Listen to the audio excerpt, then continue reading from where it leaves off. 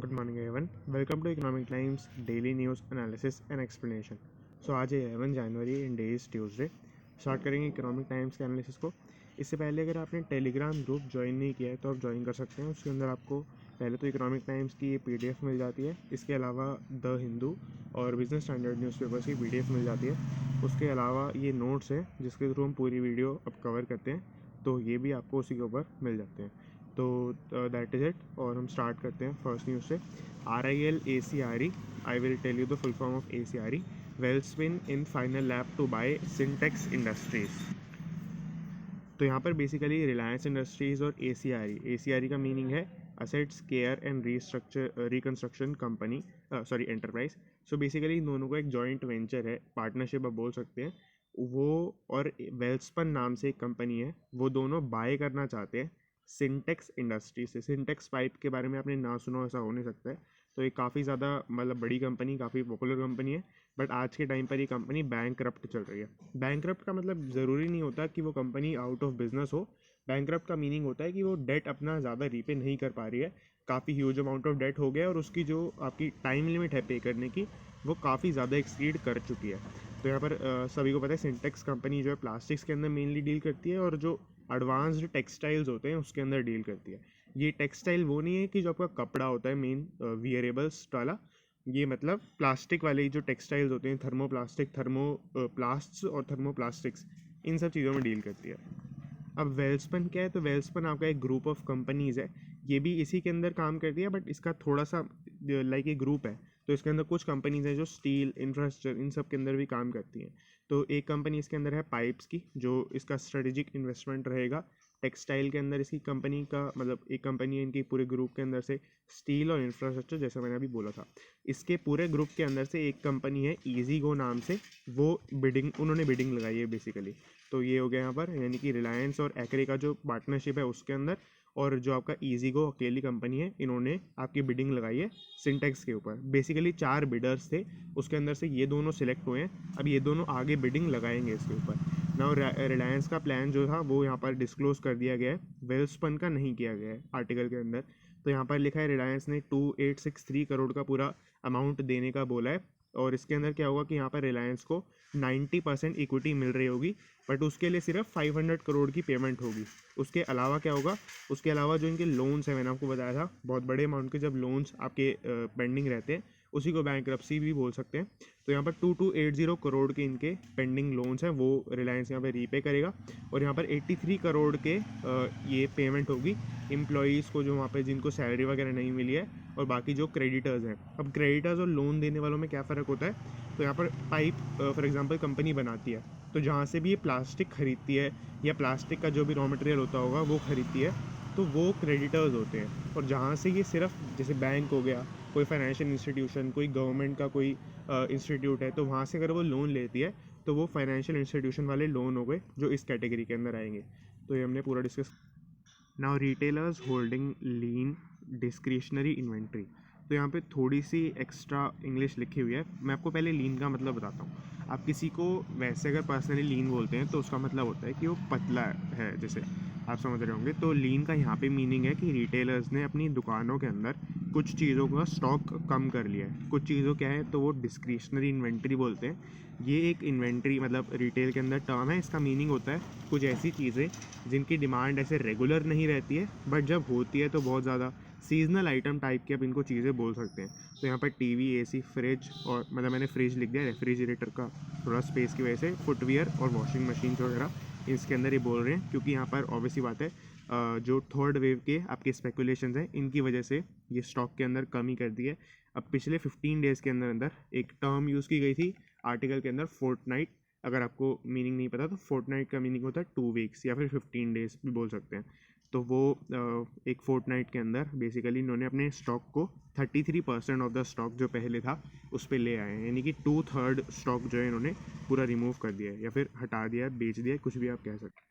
इसको करने का एक सीधा सा वे तो यही होता है कि यहाँ पर सप्लाई जो प्रोड्यूसर है वो बंद कर देता है, तो एंड तक रिटेलर के पास कम हो जाती है ना। MEITY, तो मैं इसको ऐसे क्यों प्रोनाउंस कर रहा हूँ, इसका बेसिकली फुल फॉर्म है, ये बेसिकली है ministry of electronics and IT। तो वाई क्यों लास्ट में लगा हुआ है, ये बेसिकली मिनिस्ट्री का वाई है यहाँ पर। तो इसके अंदर ministry of electronics and IT क्या कर रहे हैं, तो बेसिकली ये कैबिनेट के लिए रिप्रेजेंटेशन कैबिनेट में इनकी होने वाली है, इसके लिए वो एक नोट प्रिपेयर कर रहे हैं। किसका नोट है वो, बेसिकली एक जो डेटा प्रोटेक्शन बिल ये लाने वाले हैं नेक्स्ट पार्लियामेंट सेशन के अंदर। तो उसके अंदर वो बेसिकली कैबिनेट के अप्रूवल के लिए एक पूरा नोट तैयार कर रहे हैं, उसका ऑफिशियल नोट। ये कोई इतनी बड़ी न्यूज़ नहीं है जिसके लिए पूरा आर्टिकल लिखना चाहिए था मेरे ओपिनियन में, बट हाँ ये है तो मैंने आपको पूरा बता दिया। इसके अंदर डेटा प्रोटेक्शन बिल के अंदर मेनली आईटी कंपनीज से रिलेटेड जो चीज़ें हैं वो यहाँ पर होने वाली है, कि क्या क्या चेंजेस गूगल की पॉलिसी में, इंस्टाग्राम की पॉलिसी वगैरह में आए हैं, तो उससे रिलेटेड चीज़ें इसके अंदर होने वाली है। तो यहाँ पर ये बेसिक सी बात है इसके अंदर, पूरे जो फर्स्ट पॉइंट है इसके अंदर। ना सेकंड पॉइंट के अंदर एक चीज़ लिखी है कि यहाँ पर तो सेकंड पॉइंट के अंदर बहुत बेसिक बात है कि open for debate and discussion. तो वो ये कि यहाँ पर बिल को इसी उसके अंदर प्रिपेयर किया जा रहा है कि उसके अंदर जैसे कुछ प्रोविजंस होंगे जो कैबिनेट अप्रूव करेगा, कुछ होंगे जो अमेंडमेंट उसके अंदर चाहिएगा, तो वो ओपन है उस चीज़ के लिए जो बिल है पूरा। तो ये हमने यहाँ पर पूरा देख लिया। ना ऑटो PLI 115 कंपनीज या 115 companies apply for 25,938 crore scheme. तो अगर आपने थोड़ी PLI वाली न्यूज़ पहले ढंग से फॉलो की है तो आपको ये हो सकता है समझ में आ भी रही हो हेडलाइन से। यहाँ पर है क्या, बेसिकली PLI होता है प्रोडक्शन लिंक्ड इंसेंटिव स्कीम। तो मैं पहले आपको थोड़ा बैकग्राउंड देता हूँ इसके अंदर बेसिकली गवर्नमेंट जिन सेक्टर्स को सपोर्ट करना चाहती है, तो वहाँ पर जो भी कंपनीज़ उसके अंदर हैं या फिर जो कंपनीज़ उसके अंदर इन्वेस्ट करती हैं, उनको एक इंसेंटिव, एक सुविधा प्रोवाइड करने की कोशिश करती है। इसके अंदर क्या बोलती है गवर्नमेंट कि यहाँ पर अगर फॉर एग्जांपल कोई एसी बनाने वाली कंपनी है, मैं इसका ही एग्जांपल लेता हूँ जनरली हर बार। तो एसी बनाने वाली कंपनी है, फॉर एग्जांपल वो अभी तक 70 एसीज़ बनाती है एक मंथ के अंदर। तो गवर्नमेंट उसको बोलेगी, फॉर एग्जांपल अगर गवर्नमेंट को एसी को प्रमोट करना है तो, या फिर एसी के एक्सपोर्ट को हो सकता है जनरली प्रमोट करना होगा, तो वहाँ पर गवर्नमेंट बोलेगी कि आप 100 बनाओ, और हम जो आपको अगर 100 से ऊपर जितनी भी बनाओगे तो आप उसके ऊपर हम आपको एक सब्सिडी प्रोवाइड करेंगे, या फिर आपका टैक्स फ्री कर देंगे, या फिर आपकी जो फैक्ट्री है उसका मेंटेनेंस कॉस्ट हम भर देंगे, या ऐसे कुछ भी बेसिकली एक इंसेंटिव प्रोवाइड कर सकते हैं। तो यहाँ पर ये हो गया, यहाँ पर मॉनेटरी इंसेंटिव भी हो सकता है, नॉन मॉनेटरी इंसेंटिव भी हो सकता है। तो ये पूरा प्रोडक्ट लिंक इंसेंटिव का सिस्टम होता है। अब इसके अंदर क्या है, यहाँ पर ऑटो सेक्टर के अंदर जो PLI खुला है अगले 5 सालों के लिए, अप्रैल 2020 से शुरू होने वाला है ये अगले 5 सालों तक। तो इसके लिए बेसिकली 115 कंपनीज़ ने अप्लाई किया है। टोटल बेनिफिट का अमाउंट है यहाँ पर 25,938 करोड़। इसकी पूरी जो स्कीम है यहाँ पर जो गवर्नमेंट प्रोवाइड करेगी, इसके अंदर मेनली जो एम होता है गवर्नमेंट का वो यही होता है कि ऑटोमोबाइल का या जिस भी सेक्टर के अंदर बेसिकली PLI ला रही होती है उसके अंदर डोमेस्टिक मैन्युफैक्चरिंग को बढ़ा सके। यहाँ पर मैंने एग्जांपल के अंदर भी एसी की मैन्युफैक्चरिंग को आपके सामने बढ़ाया था। अब यहाँ पर ये हुआ कंपोनेंट्स इसके क्या होते हैं, कंपोनेंट्स इसके होते हैं चैम्पियन OEM, मतलब ये हर PLI स्कीम के नहीं होते, कि इस PLI स्कीम की मैं बात। तो इसके अंदर क्या कंपोनेंट्स है, पहला है आपका champion OEM incentive scheme.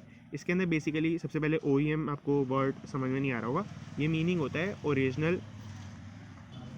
Original equipment manufacturing scheme. तो इसके अंदर बेसिकली उन कंपनीज़ को बेनिफिट प्रोवाइड किया जाएगा जो कंपनीज़ एक्चुअली में मैन्युफैक्चरिंग कर रही हैं ना। कंपोनेंट चैम्पियन इंसेंटिव स्कीम, ये बेसिकली वो कंपनीज़ हैं जो सिर्फ ऑटोमोबाइल के कुछ कंपोनेंट्स के अंदर स्पेशलाइज्ड है और सिर्फ कुछ कंपोनेंट्स ही बनाती है। तो आई होप आपको ये न्यूज़ क्लियर होगी। तो नेक्स्ट न्यूज़ पे चलते हैं। इसके अंदर है वेदांता रिसोर्सेज। पहले मैं आपको बताता हूँ कि कंपनी करती क्या है। तो एक UK बेस्ड कंपनी है मेनली, और ये माइनिंग के अंदर काम करती है।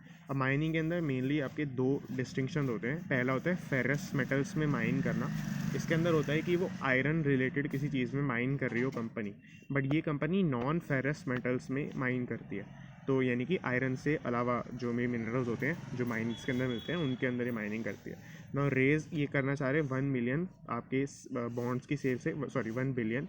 तो यहाँ पर ये बेसिक सी न्यूज़ है कि ये 1 बिलियन रेस करें। अब इसके अंदर पर्पस इन्होंने बताया रीफाइनेंस एग्जिस्टिंग डेट। तो बेसिकली जो इन्होंने पहले डेट अभी उठा रखा है उसको रीपे करेंगे, उसकी कुछ डेडलाइंस वगैरह होंगी तो उसके लिए ये रीफाइनेंस करने के लिए ये पूरे पैसे उठा रहे हैं।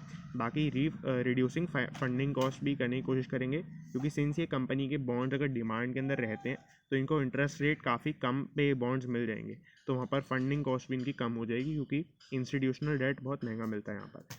5 इसके अंदर लिखा है निफ्टी रिक्लेम्स 18,000 ऑन अर्निंग्स एक्सपेक्टेशंस। तो यहाँ पर निफ्टी आप सभी को पता है 50 स्टॉक्स का इंडेक्स है। अगर आपको निफ्टी और सेंसेक्स नहीं पता है तो मैं आपको नीचे एक छोटी वीडियो का लिंक दे दूँगा। अब इसके अंदर निफ्टी के अंदर बोला है 18,000 ये वापस से रिक्लेम कर गया है कल मार्केट के अंदर और अर्निंग एक्सपेक्टेशंस के ऊपर। इसका मीनिंग ये होता है कि यहाँ पर जो कंपनीज़ हैं निफ्टी के अंदर, हमने थोड़े दिनों पहले एक रिपोर्ट भी देखी थी, उसके अंदर 50 कंपनीज़ जो हैं वो 29.6% से उनका नेट प्रॉफिट ग्रो कर सकता है एवरेज। तो उसकी वजह से उस एक्सपेक्टेशन के ऊपर ये वापस से ग्रो कर गया, क्योंकि कल मंडे था तो उससे पहले की न्यूज़ थी कि ये ग्रो कर सकता है। अब यहाँ पर सेंसेक्स ऑल्सो 60,000 प्लस पर कल चला गया, 60,200 समथिंग पर चला गया है वापस। तो ये भी काफ़ी अच्छी आपको फिगर्स देखने को मिल सकती हैं आपके इंडियन स्टॉक मार्केट के अंदर। ना better loan growth is expected, तो ये बेसिकली हमने थोड़े दिनों पहले ये न्यूज़ देखी थी, इसलिए मैंने यहाँ पे स्टार लगाया। तो इसके अंदर बेटर लोन ग्रोथ जो बैंक्स को देखने को मिल रही है, और इससे रिलेटेड हम एक और न्यूज़ देखने वाले हैं, तो वो एक्सपेक्टेड है। उसकी वजह से बैंकिंग स्टॉक्स में बढ़ोतरी हुई है, तो बैंकिंग स्टॉक्स थोड़े यहाँ पर बढ़े हुए दिखे हैं। Sectoral indices like Nifty bank एक ऐसा इंडेक्स है जिसके अंदर 12 बैंक्स के अलग अलग स्टॉक्स हैं।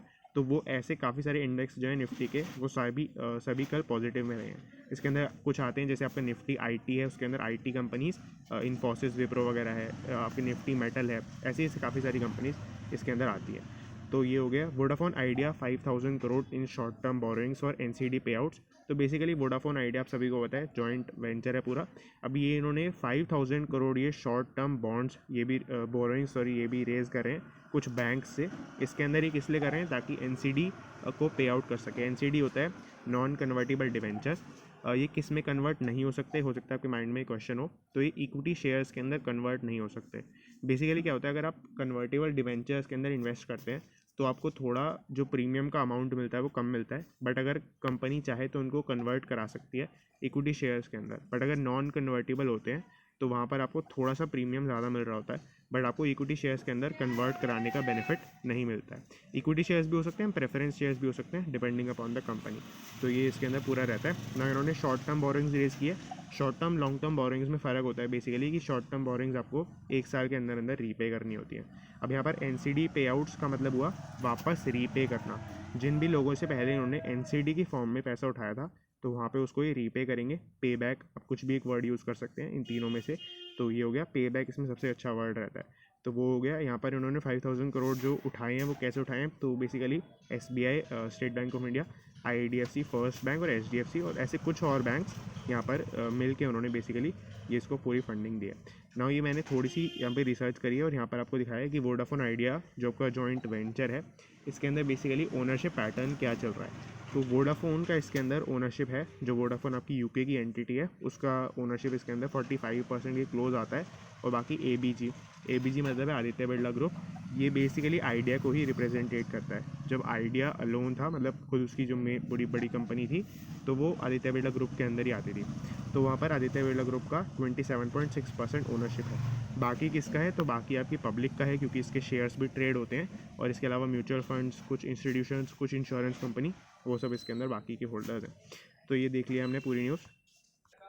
Now, drop in debit bounce rates hints at revival in income, fewer defaults। तो बेसिकली ये किससे, थोड़ा आपको इसके अंदर बैकग्राउंड बेसिकली समझना पड़ेगा। पहले आपके कुछ होते हैं क्रेडिट कार्ड्स और डेबिट कार्ड्स। तो क्रेडिट कार्ड्स के अंदर एक फीचर होता है ऑटो डेबिट का। उसके अंदर क्या होता है, और डेबिट कार्ड में भी मैं दोनों बातें कंबाइन करके बोल रहा हूँ। दोनों के अंदर क्या होता है कि आपके, जैसे आपने क्रेडिट कार्ड से या डेबिट कार्ड से ट्रांजेक्शन किया, आपके बैंक अकाउंट से पैसा कट जाता है। तो ये एक सिमिलर फॉर्म है अपने बैंक से पैसा निकालने का, जैसे आप चेक से निकालते हैं। और चेक में आपने एक टर्म ज़रूर सुनी होगी, बाउंस होना। तो बाउंस होने के अंदर होता है कि आपका, मतलब आपने चेक डाला पर आपके अकाउंट में बैलेंस इनसफिशिएंट है, तो वो बाउंस कर जाता है। तो ऐसे ही डेबिट कार्ड्स और क्रेडिट कार्ड्स में भी ये चीज़ होती है कि अगर फॉर एग्जांपल आपका क्रेडिट कार्ड है वो ऑटो डेबिट पे है, या फिर आपका वो नॉर्मल डेबिट कार्ड ही बन जाता है फिर तो वो डेबिट कार्ड है, तो वो आपका अगर उतना सफिशिएंट बैलेंस नहीं है तो वो बाउंस दिखा देगा, आपकी पेमेंट पूरी नहीं होगी, प्रोसीड नहीं होगी। अब यहाँ पर इसी वजह से, अब यहाँ पर ये पूरी न्यूज़ के अंदर बता रखा है दिसंबर के अंदर आपका डेबिट ऐसे ही बाउंस रेट कितना चला है। तो वो रेट आपका परसेंटेज के अंदर पहले नंबर देख लेते हैं, 24.4% पर है। और इसके अंदर अच्छी बात ये है कि यहाँ पर ये रिवाइवल देखने को मिल रहा है, क्योंकि ये जो डेबिट बाउंस रेट है वो अपने लोएस्ट पर है मार्च 2020 से लेकर अभी तक। जैसे मैंने फर्स्ट पॉइंट के अंदर भी लिखा है, auto debit payments that have failed eight lowest 24.4% since मार्च 2020। तो ये बेसिकली इस कॉन्टेक्स्ट में आपको न्यूज़ देखनी है। इससे क्या पता चलता है, बेसिकली इससे पता चलता है कि जो इंडिविजुअल की इनकम है और उसका जो सेविंग कैपेसिटी है, क्योंकि बैंक में पैसा कोई भी पर्सन तभी रखता है जब वो थोड़ी बहुत कम से कम सेविंग कर चुका हो। तो वो दोनों आस्पेक्ट्स आपको इससे इम्प्रूव होते हुए दिख रहे हैं। तो ये हो गया पूरा। नाउ इससे इसकी एक दूसरी साइड भी है कि जो बैंक्स ये कार्ड्स इशू कर रहे हैं, जो भी कर रहे हैं, तो उसका जो असेट है उसकी क्वालिटी भी इससे इंक्रीज़ होती हुई दिख रही है। क्योंकि अगर मान लेते हैं कोई बाउंस हुई हुई चीज़ अगर बैंक गलती से पास कर देता है, जो कि एरर रेट लगभग 1% पे चलता है बैंक्स के अंदर, तो वो एक बैड डेट बन जाता है बैंक के लिए। तो वो असेट क्वालिटी भी यहाँ से राइज़ कर रही है। ना ये हमारे पास न्यूज़ है लाइफ कंपनीज़। तो बेसिकली मैं पहले आपको बता रहा हूँ, लाइफ कंपनीज़ ऐसे कुछ नहीं होता है। लाइफ इंश्योरेंस कंपनीज़ की बात करें, लाइफ इंश्योरेंस कंपनीज़ में see modest growth in Q3 on rising awareness post covid. तो बेसिकली यहाँ पर ये बताया जा रहा है, थोड़ी सी हेडलाइन थोड़ी डिटेल्ड आप बोल सकते हैं इसके अंदर। तो राइजिंग अवेयरनेस का मीनिंग है कि लोगों को ज़्यादा से ज़्यादा पता चल रहा है इंश्योरेंस के बारे में। मतलब इंश्योरेंस के बारे में पता चलना, और उसके बारे में जैसे टर्म इंश्योरेंस के बारे में आपने कोई ना कोई वीडियो यूट्यूब पे ज़रूर देखा होगा। तो वो चीज़ें जब डिजिटलाइज होकर पता चलती हैं तो वो ज़्यादा इफेक्ट क्रिएट करती हैं, क्योंकि घर के अंदर जितने मेंबर्स को बेसिकली पता चलती है बात, तो वो ज़्यादा इफेक्ट क्रिएट करती है। तो वो चीज़ यहाँ पर हो रही है। उसकी वजह से पोस्ट कोविड यानी कोविड के बाद, ये सेकेंड वेव के बाद का रेफरेंस दे रहे हैं। सेकेंड वेव के बाद पूरा टाइम जो निकला उसके अंदर, यानी Q3 के अंदर, यानी कि अक्टूबर नवंबर दिसंबर का जो पीरियड था उसके अंदर, अक्टूबर से दिसंबर 2021, उसके अंदर मॉडेस्ट ग्रोथ देखने को मिल सकती है। अब यहाँ पर अभी ये डेटा क्यों नहीं दे रहे, अभी एक्सपेक्टेशन क्यों बता रहे हैं, क्योंकि अभी इंश्योरेंस कंपनीज़ ने अपना डेटा या रिजल्ट्स को रिवील नहीं किया कि अक्टूबर नवंबर दिसंबर में कितना उनका बिजनेस बढ़ा। तो ये इसीलिए उस पीरियड की एक्सपेक्टेशन है जो ऑलरेडी जा चुका है। तो पास्ट की एक्सपेक्टेशन आप इसको बोल सकते हैं, जो भी जिसका रियल डेटा भी नहीं निकला है। इंक्रीज इंश्योरेंस अवेयरनेस, तो ये मैंने अगेन थोड़ा सा एक्सप्लेन करने के लिए यहाँ पे पॉइंट लिख दिया है। Analyst providing guidance on Covid related claims. तो यहाँ पर ये कि एनालिस्ट जो बेसिकली इंश्योरेंस के एजेंट आप बोल सकते हैं उनको, तो वो ये भी प्रोवाइड कर रहे हैं कि कंसल्टेंसी सर्विसेज टाइप की चीज़ें भी प्रोवाइड कर रहे हैं। जो लोग वहाँ पे इंक्वायरी के लिए बेसिकली फ़ोन करते हैं इंश्योरेंस कंपनीज़ के अंदर, तो उनको प्रोवाइड करना कि हमारे यहाँ ये सिक्योरिटीज़ हैं, ये इंश्योरेंस प्लान्स हैं, इसके अंदर क्या क्या आपको क्लेम मिल सकता है। और इसके अंदर मेन चीज़ सबसे ज़्यादा आ रही है वो है कोविड रिलेटेड क्लेम्स, कि अभी हमने पॉलिसी ली और कोविड से किसी की डेथ हो जाती है, कुछ हो जाता है, तो वो यहाँ पर हो रहा है कि बेसिकली आपको उसके अंदर कितना कैसे क्लेम मिल सकता है, कितने टाइम पीरियड के बाद डेथ होगी तो क्लेम मिलेगा, कितने टाइम पीरियड तक होगी तो नहीं क्लेम मिलेगा, वो सब चीज़ें। Life insurance APE growth at 6 to 9% in Q3। तो यहाँ पर ये एक्सपेक्टेड ग्रोथ लगाई जा रही है लाइफ इंश्योरेंस की एवरेज की। APE क्या है, APE है मतलब आपका एवरेज प्रीमियम इक्विवेलेंट। तो अब यहाँ पर एवरेज प्रीमियम इक्विवेलेंट क्या होता है, ये बेसिकली मंथली फिगर होती है जो आपकी क्या कहते हैं, पूरी जो सारी कंपनीज़ हैं उसको कितना कितना प्रीमियम मंथली बेसिस पे मिल रहा है, उनका एक एवरेज निकाला जाता है। अब ये इक्विवेलेंट क्यों वर्ड यूज़ किया गया है यहाँ पर, क्योंकि कुछ कंपनीज़ होती हैं उनके कुछ प्लान्स के अंदर वो एनुअल पेमेंट डिमांड करती हैं, तो उसको हमें मतलब मंथली बेसिस पे उसको बेसिकली स्टैंडर्डाइज करना होता है। और मंथली बेसिस पे ये भी फ़र्क पड़ता है कि फॉर एग्जांपल मैं आज आपको 10,000 रुपीज़ दे रहा हूँ और आपको 12 महीने बाद दे रहा हूँ, तो आप आज वाले प्रेफर करेंगे, क्योंकि 12 महीने बाद 10,000 की वैल्यू वही नहीं रहती है। तो बेसिकली ये डिफरेंस होता है, इसीलिए ये चीज़ें स्टैंडर्डाइज करके APE की वैल्यू निकाली जाती है। इसके अंदर ग्रोथ देखने को मिल सकती है 6 to 9% Q3 के अंदर, again October November December of 2021 का जो बेसिकली पीरियड है। अब यहाँ पर Macquarie lowers target price on Paytm. तो पेटीएम का मैं पहले आपको थोड़ा बैकग्राउंड दे देता हूँ। पेटीएम का IPO प्राइस निकला था 2150 के ऊपर। उसके अंदर जो अर्लियर एक्सपेक्टेशन थी मक्वायरी की, मैं आपको मक्वायरी के बारे में बता दूँगा थोड़ा। तो उन्होंने एक्सपेक्टेशन निकाली 1200 की, 1200 पर ये जाएगा। उन्होंने ड्रॉप की ही एक्सपेक्टेशन स्टार्टिंग से ही दी थी। अभी ये आपके 1500 1400 के लेवल्स पर चल रहा है, और अब उसकी एक्सपेक्टेशन है कि यहाँ पर वो 900 के लेवल्स तक गिर सकता है। बेसिकली इतने पॉजिटिव मार्केट के अंदर जब आपको पहले ही न्यूज़ दिखेगी कि यहाँ पर निफ्टी वापस से 18,000 क्लेम कर गया है, सेंसेक्स 60,000 से ऊपर ही चल रहा है कुछ दिनों से, उसके बावजूद भी ये न्यूज़ आई है, इसीलिए इसके ऊपर पूरा आर्टिकल यहाँ पर मेंशन किया गया है। मक्वायरी क्या है, मक्वायरी बेसिकली एक फॉरेन ब्रोकरेज फर्म है।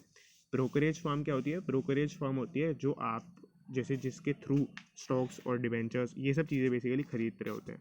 तो ब्रोकरेज यहाँ पर जैसे अपस्टॉक्स भी एक ब्रोकरेज है।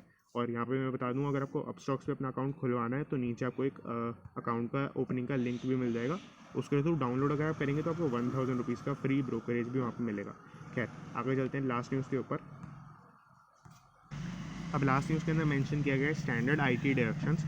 आईटी का मतलब है यहाँ पर इनकम टैक्स डिडक्शन की बात कर रहे हैं। तो यहाँ पर जो स्टैंडर्ड आईटी डिडक्शन मिलता है, अच्छा मैं आपको पूरा एक्सप्लेन करने वाला हूँ, तो अभी मैं बस नाम आपके 2-3 बार रिपीट कर रहा हूँ। Could rise by 30-35% tweak in slabs unlikely.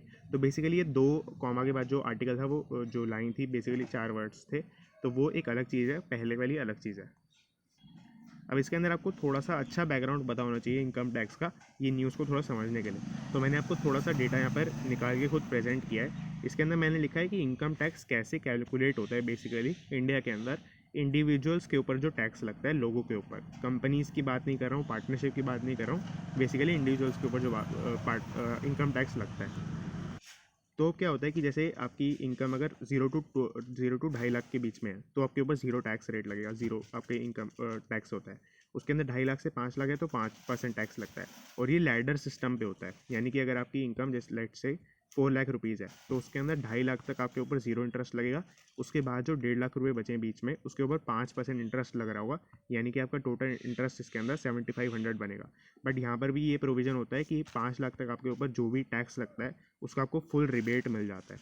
अब उसके बाद क्या होता है, उसके बाद आपको 5 लाख से 10 लाख का पूरे स्लैब होता है, इसके अंदर आपको 20% इंटरेस्ट रेट देना पड़ता है।